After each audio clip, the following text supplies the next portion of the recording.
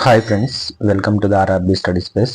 మనం ఎన్సీఆర్టీ ఫిజిక్స్ని తెలుగులో ఎక్స్ప్లెయిన్ చేసుకుంటున్నాం కదా. అందులో భాగంగా మోషన్ అండ్ టైం అంటే చలనము కాలం అనేది పార్ట్ 3 ఎక్స్ప్లెయిన్ చేసుకుంటున్నాము. సో ఇంతవరకు మన ఛానల్ని ఫస్ట్ టైం చూసిన వాళ్ళు ఎవరైనా ఉంటే కంప్లీట్ ఫిజిక్స్ కనుక కావాలనుకున్న వాళ్ళు ఈ నెంబర్కి మీరు వాట్సాప్ చేసినట్లయితే ఫిజిక్స్ పంపించగలుగుతాను. అలాగే కెమిస్ట్రీ కూడా, అలాగే బయాలజీలో కూడా ఒక 6 చాప్టర్స్ అవైలబిలిటీలో ఉన్నాయి. రిమైనింగ్ అనేది రెడీ చేస్తున్నాను. మీరు ఎవరైనా కావాలనుకున్న వాళ్ళు స్క్రీన్ పై కనిపించేటువంటి నెంబర్కి వాట్సాప్ చేసినట్లయితే నేను మీకు సెండ్ చేయగలుగుతాను. నెక్స్ట్ వచ్చేసి బలాన్ని మనం ఫోర్స్ అంటాము. ఇక్కడ ఏంటంటే వస్తువుల స్థితి కానీ, వేగాన్ని కానీ, స్థానాన్ని కానీ మార్చేది లేదా మార్చడానికి ప్రయత్నించే దాన్ని బలం అంటాం. ఇప్పుడు వస్తువు యొక్క స్థితి అంటే ఏంటి? సపోజ్ ఏదన్నా ఒక స్టేషనరీ పొజిషన్లో ఉంది. దాన్ని మనం ఇప్పుడు ఉంది బండి ఉంది కదా, ఈ బండిని లాగుతున్నాం అంటే స్టాండింగ్ పొజిషన్లో ఉన్న దాన్ని మనం లాగుతున్నాం అంటే దీని యొక్క స్థితి మారుతుంది. అలాగే వేగం కూడా మారుతుంది కదా, ఒక్కోసారి మనము స్పీడ్గా వెళ్తాం, స్లోగా వెళ్తాం.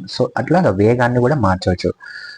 స్థానాన్ని మార్చేది లేదా మార్చడానికి మనం ప్రయత్నించే దాన్ని బలం అని పిలుస్తాం. అది సైన్స్ పరంగా ఒక వస్తువుని నెట్టడం లేదా లాగడంని బలం అంటాం. ఇప్పుడు చూడండి, వస్తువుని వాడు లాగుతున్నాడు కదా, దీన్ని లాగడానికి ఎంతో కొంత బలాన్ని ఉపయోగించాలి కదా. ఒక వస్తువుని నెట్టడము లేదా లాగడానికి ఉపయోగించే దాన్ని బలం అని పిలుస్తామని చెప్తున్నారు.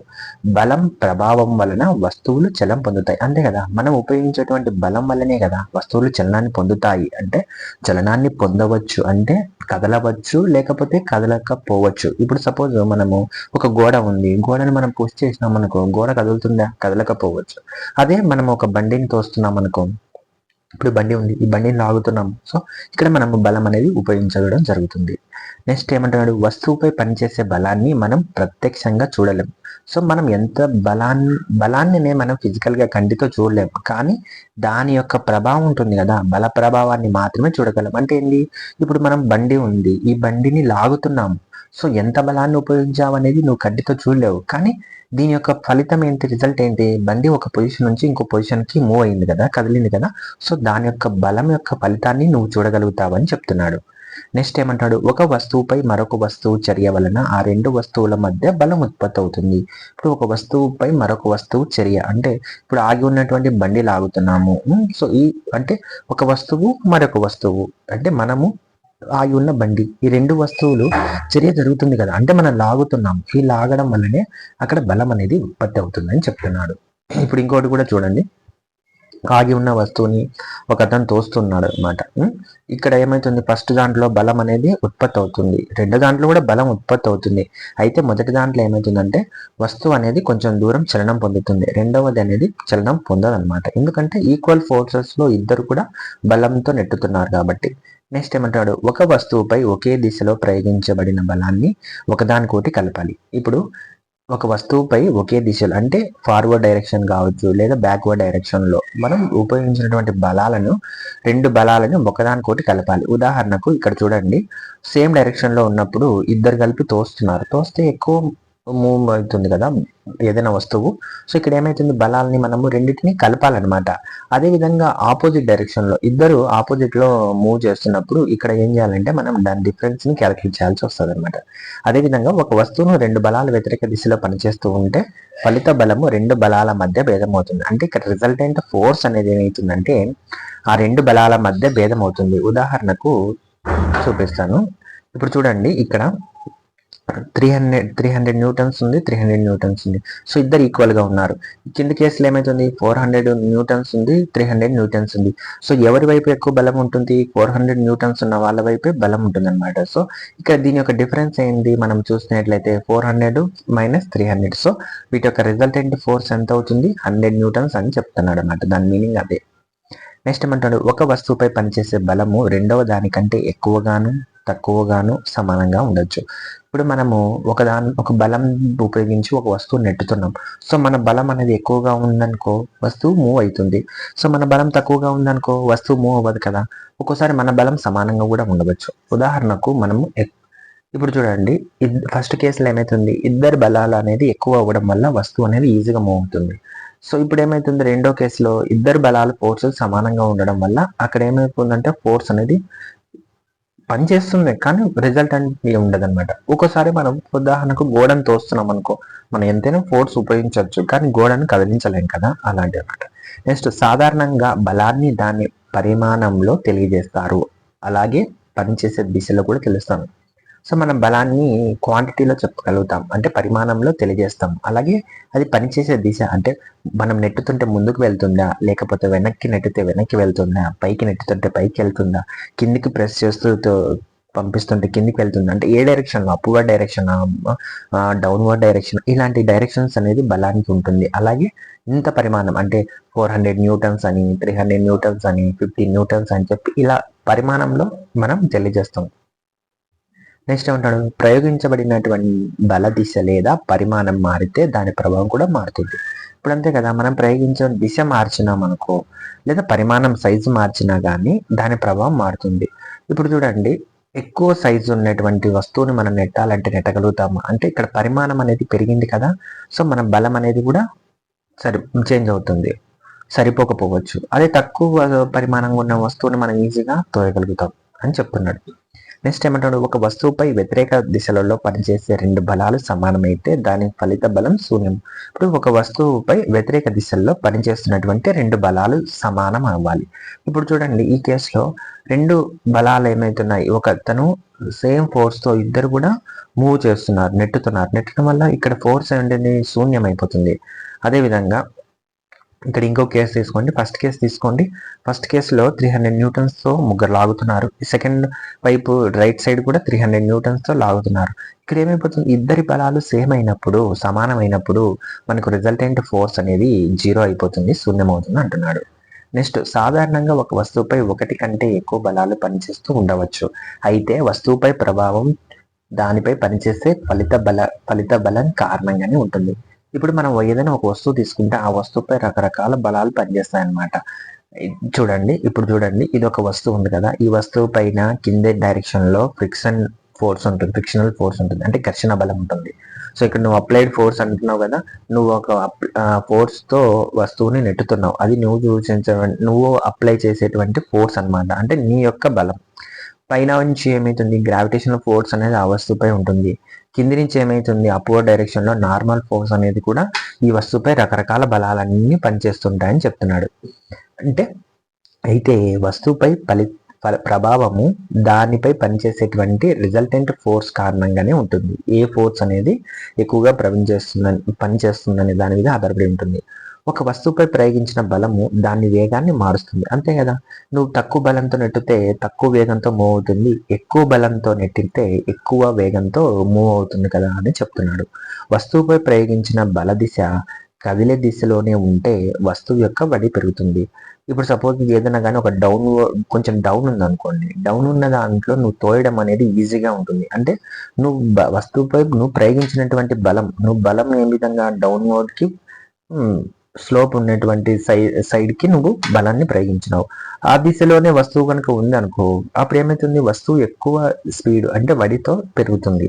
కదిలే దిశకు వ్యతిరేక దిశలో బలాన్ని ప్రయోగిస్తే అది వస్తువు వడి తగ్గడానికి కారణమవుతుంది. ఒకవేళ అప్వర్డ్ డైరెక్షన్ కొంచెం స్లోప్ ఉంది అనుకో, హైట్ గా, సో నువ్వు వస్తువుని తోయాలన్నప్పుడు నీకేమైపోతుంది, చాలా కష్టం కదా, మూవ్ అవ్వదు. సో ఎక్కడన్నా అయితే మనం చూస్తుంటాం బయట. నెక్స్ట్ ఏమంటాడు, బలం ద్వారా వస్తువు చలన స్థితిలో మార్పును తీసుకురావచ్చు, అంతే కదా. సో ఆగి ఉన్నటువంటి వస్తువుని నువ్వు తోయాలన్నా బలం కావాలి, లేదా మూవ్ అవుతున్నటువంటి ఒక వస్తువుని ఆపాలన్నా కానీ నీకు బలం కావాలి. సో బలం వల్ల ఏమవుతుందంటే చలన స్థితిలో మార్పు వస్తుంది, అది నిశ్చల స్థితి కావచ్చు, గమన స్థితి కావచ్చు, ఏదైనా కావచ్చు, బలం వల్ల దానిలో మార్పు తీసుకురావచ్చు అని చెప్తున్నాడు. ఉదాహరణకి ఇక్కడ చూడండి, కదిలేటువంటి ఒక బాల్ ఉంది, ఈ బాల్ని నువ్వు బలం ఉపయోగించి దాని యొక్క వేగాన్ని నువ్వు తగ్గించవచ్చు, ఆపవచ్చు. అదేవిధంగా ఒక కారు ఉంది, కారును నెట్టుతున్నావు, సో ఈ నెట్టే దిశలో డౌన్వర్డ్ డైరెక్షన్ లో ఉందనుకోండి, సో బల దిశ ఏ విధంగా ఉందంటే దాని యొక్క ఫలిత దిశ కూడా అలాగే ఉంటుందని చెప్తున్నాడు. నెక్స్ట్, బలం ప్రయోగించడం వల్ల వస్తువు తన ఆకృతిని మార్చుకుంటుంది. సో అంటే బలాన్ని ప్రయోగిస్తే వస్తువు తన ఆకృతిని మార్చుకుంటుంది, అంటే అవి అంటే బలాన్ని ఉపయోగించి ఏమేమి చేయొచ్చో చూద్దాం. నిశ్చలంగా ఉన్న వస్తువును కదిలేలా చేయొచ్చు, అంతే కదా. ఆగి ఉన్నటువంటి మనము బస్సుని కావచ్చు, ఇట్లా కార్ని కావచ్చు తోయొచ్చు అంటే, సో నిశ్చలంగా ఉన్నదాన్ని మనం బలం ఉపయోగించవచ్చు, కదిలేలా చేయవచ్చు. చలనంలో ఉన్న వస్తువు యొక్క వడిని మార్చవచ్చు. ఇప్పుడు సపోజ్ ఈ బాల్ ఉంది, ఈ బాల్ని తను పట్టుకుంటున్నాడు, కదిలే బాల్ని సో నువ్వు బలాన్ని ఉపయోగించి ఆపగలుగుతావు అనమాట. సో ఆపగలిగితే ఏమవుతుంది, కదిలేటువంటి వస్తువుని సో నువ్వు ఆపగలవు బలాన్ని ఉపయోగించి, అంటే దాని యొక్క వస్తువు యొక్క స్పీడ్ని మార్చవచ్చు, వస్తువు చలన దిశను మార్చవచ్చు. అవును కదా, నువ్వు రకరకాల డైరెక్షన్లో, upward direction, downward, left right, ఏ డైరెక్షన్లోనైనా కానీ నువ్వు బలాన్ని ఉపయోగించి మార్చవచ్చు. వస్తువు యొక్క ఆకృతిలో మార్పు తీసుకురావచ్చు.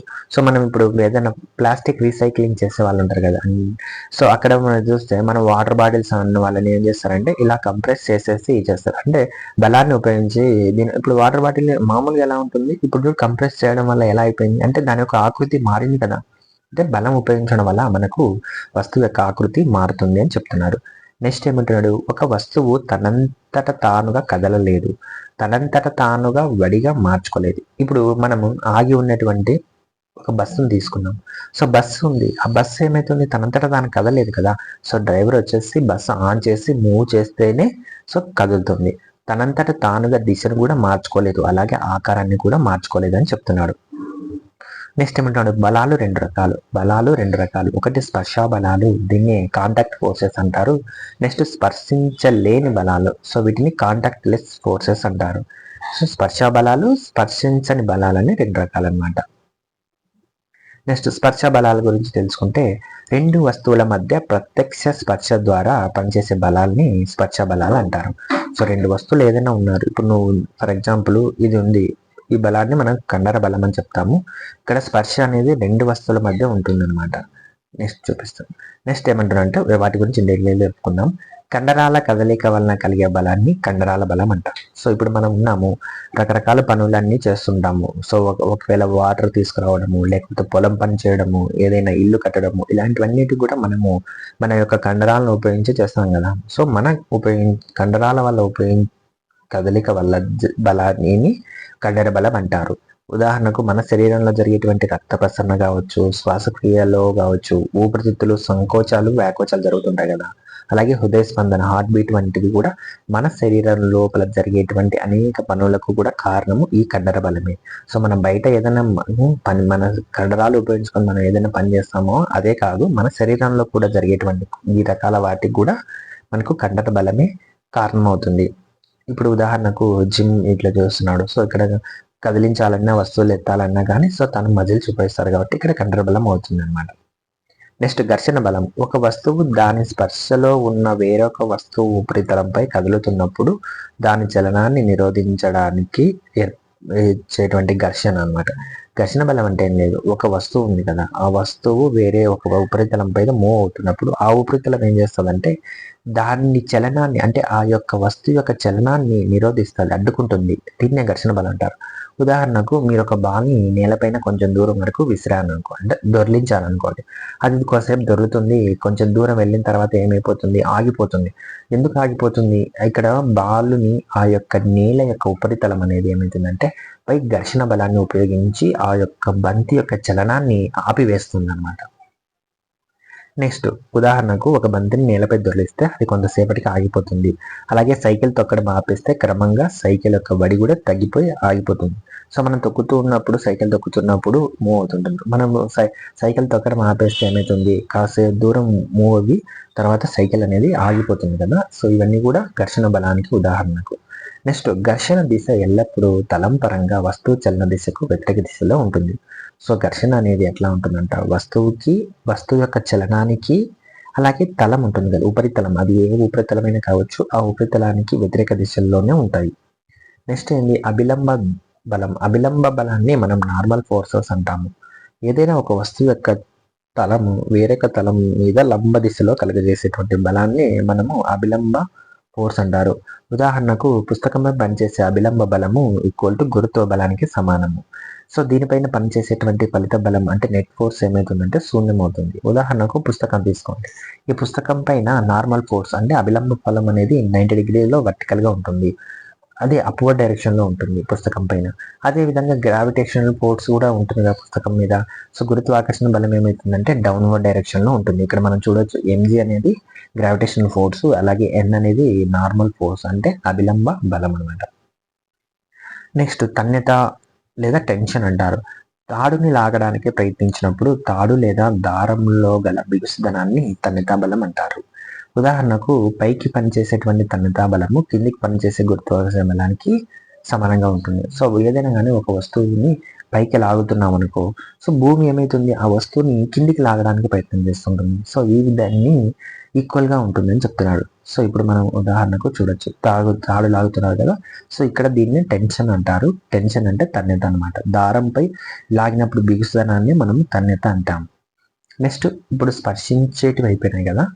సో ఒకసారి మళ్ళీ చెప్తారు చూడండి. స్పర్శించే బలాలకు ఉదాహరణలు ఏంటివంటే సో కండరాల బలాలు, ఘర్షణ బలాలు, అలాగే అభిలంబ బలాలు, అలాగే తన్యత బలాలు. ఈ 4 అనేది స్పర్శ వల్ల జరుగుతాయి అన్నమాట ఒకదానికొకటి.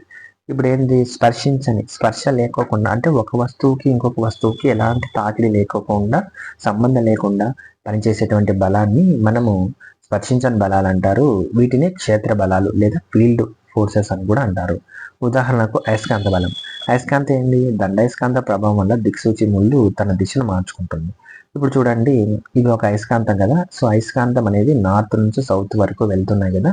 సో మనం చూడొచ్చు నీడిల్, కంపాస్ నీళ్ళు అంటే దిక్సూచి పెట్టినప్పుడు వీటి యొక్క అయస్కాంత ప్రభావం వల్ల ఆ దిక్సూచిలో నీడిల్స్ అనేది మూవ్ అవుతాయి అన్నమాట. ఎలా అంటే ఇక్కడ మనకు అయస్కాంతానికి అలాగే దిక్సూచికి మధ్య మనమేం తాకిడి ఏం లేదు కదా, ఒకదానికొకటి టచ్ కావట్లేదు. కానీ దూరంగా ఉన్నప్పటికీ ఈ యొక్క అయస్కాంత క్షేత్ర ప్రభావం వల్ల ఈ యొక్క దిక్సూచిలో ముళ్ళులు అనేది కదలడం జరుగుతుంది. సో దీన్ని ఏమంటామంటే ఇక్కడ స్పర్శ అనేది ఒకదానికొకటి తాకిడి లేదు కదా, లేకపోయినా కానీ దీని యొక్క బల ప్రభావం వల్ల వేరే దాంట్లో చలనం వచ్చింది కాబట్టి వీటిని స్పర్శించని బలాలకి ఉదాహరణ చెప్తాము. అదేవిధంగా స్థావర విద్యుత్ బలం, దీన్ని ఎలక్ట్రోస్టాటిక్ ఫోర్సెస్ అంటారు. ఒక ఆవేశ వస్తువు వేరొక ఆవేశపూరిత లేదా ఆవేశరహిత వస్తువుపై కలిగేసే బలాన్ని స్థావర విద్యుత్ బలం అంటారు. ఒక ఆవేశం అంటే ఇప్పుడు మనం ఎలక్ట్రానిక్ ఛార్జెస్ అని చెప్పుకుంటాం కదా. సో ఒక ఛార్జ్ అనేది ఇంకొక ఛార్జ్ పైన, అది మూవ్ అవుతున్నటువంటి ఛార్జ్ మీద లేకపోతే మూవ్ కాని ఛార్జ్ మీద కానీ ఇది బలం ప్రయోగించి దాన్ని చేస్తే దాన్ని స్థావర విద్యుత్ అంటారు. సో ఉదాహరణకు మనం చూడొచ్చు, ఎలక్ట్రోస్టాటిక్ ఫోర్సెస్ అంటే ఏంటి, లైక్ ఛార్జెస్ ఏమో రిపల్ అవుతాయి, అంటే ఒకదానికొకటి సేమ్ కలిగినటువంటి ఆవేశ కణాలు వికర్షించుకుంటాయి, వ్యతిరేకంగా ఉన్నట్టుగా ఆకర్షించుకుంటాయి. సో ఇది అనేది కూడా ఎలక్ట్రోస్టాటిక్ ఫోర్స్కి ఉదాహరణగా చెప్తాను. నెక్స్ట్ ఏమంటాడు, గురుత్వాకర్షణ బలం. గురుత్వాకర్షణ బలం అంటే ఏంటి, ఏ వస్తువును పైకి విసిరినా దానిపై పనిచేసేటువంటి బలం వల్ల ఆ వస్తువు తిరిగి భూమిపైకి పడుతుంది. మనం ఏదైనా కానీ వస్తువుని పైకి విసిరేసామనుకో అది అట్లే పైకి వెళ్ళిపోతుంది కదా, ఖచ్చితంగా కిందికి లాగబడుతుంది. సో దీన్ని గురుత్వాకర్షణ బలం అంటారు.